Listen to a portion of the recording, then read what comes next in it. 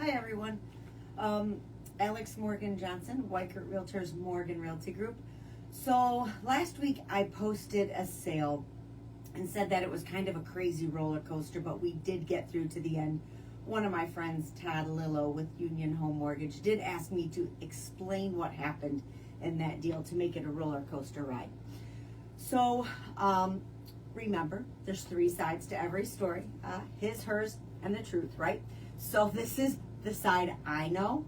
I'm sure the other people on the other side would have a different story, but this is the truth that my clients and I lived through. So we have a condo, and we know it is not government-backed loan approved condo, right?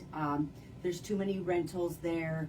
There's just a lot of varying factors, but when you go to buy these particular condos, they cannot be sold to Fannie Mae, Freddie Mac. So you have to go with a local lender, and you have to put 25% down or pay cash, right? Good investments make some good rental money. So this was explained to the buyer, and no problem. Talked to their mortgage broker. He could handle it, no big deal. So we're going on the first time we're under contract with them, and we extend it because the first bank they're working with cannot do that kind of loan. We extend it with the understanding that they were moving to a different bank, a local bank, when in fact they did not switch to a different bank. They did. They're working with the mortgage broker, so they work with a lot of different banks. So they did switch to a different bank, same person's handling the deal. The lender states to me that I need to be a little more patient. Mind you, this is going on 8 weeks of under contract. We have lost kind of summer, and it's a summer property. So we're trying to figure out how we can best go ahead. The lender's saying, you need to be patient. This is the easiest deal I've ever worked on. 8 weeks later, easiest deal he's ever worked on. Some of my lenders can get you closed in 2 to 3 weeks. So again, a different deal. We understand that. So get down to crunch time. We're supposed to close. The buyer's approved. All is good.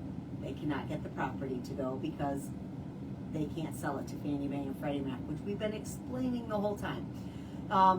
Sometimes you have to listen to the people who do this all the time, right? So their poor buyer's agent has kind of been run through the ringer, right?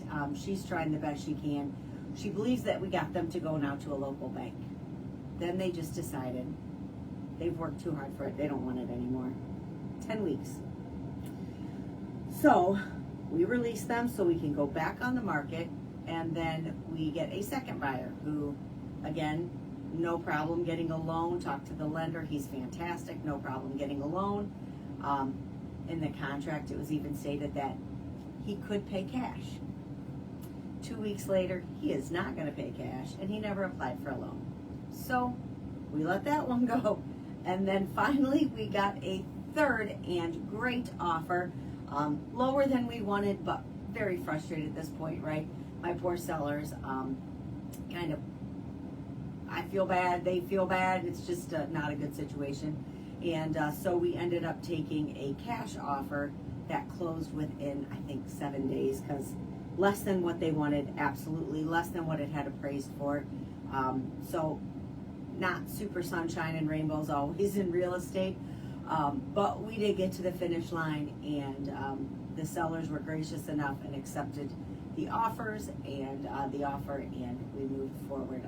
Unfortunately, fortunately, thank God, we don't have that happen all the time, but third time was apparently the charm with this one. So it's just sometimes how it goes, and that's where it pays to have a good realtor who stays in constant communication and is willing to advocate on your behalf.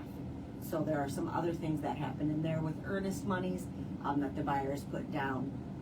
But again, it was not fun for most of us involved. So I feel it. Have a great weekend as well.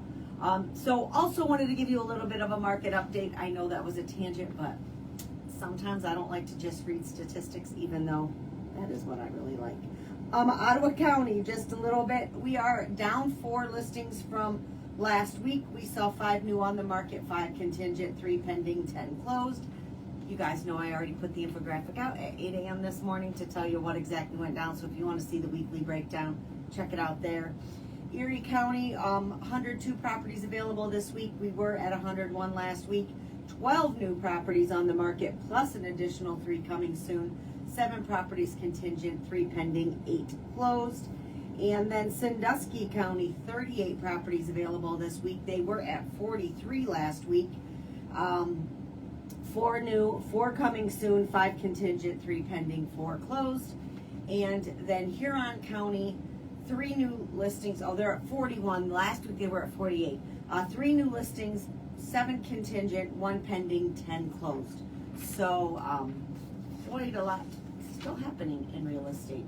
So, if you guys have any questions, of course, reach out to me. I'd love to help. Alex Morgan Johnson, Weichert Realtors, Morgan Realty Group. Thanks so much and have a fantastic weekend. Bye.